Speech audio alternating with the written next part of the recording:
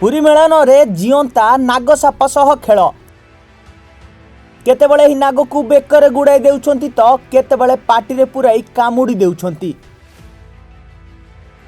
Puri Chaitana melon रे देखिबाकू मिलिछि एमिति दृश्य।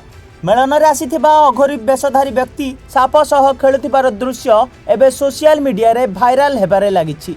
देहरे विभूति सह मुंडरे लंबा जटा और बेकरे खपुरी माळ पकाइथिबा एही व्यक्ति निजको अघोरी बोली कहउछंती।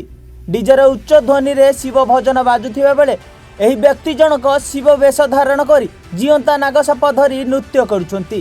केतेबेले नागसाप को बेकरे गुड़ाई देउछंती तो केतेबेले पाटी रे पुराई कामुड़ी देउछंती।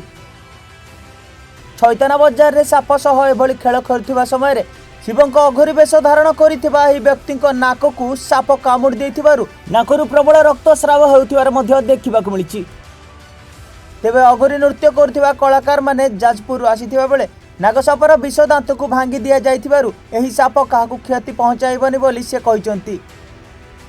तेबे एभली दृश्यरु गोटिए कथा स्पष्ट हेउछि जे वन्यजंतु सुरक्षा आईन दांडरे पड़ी हाटरे गडुथिले मध्य वन विभागर एथिप्रति दृष्टि नाही।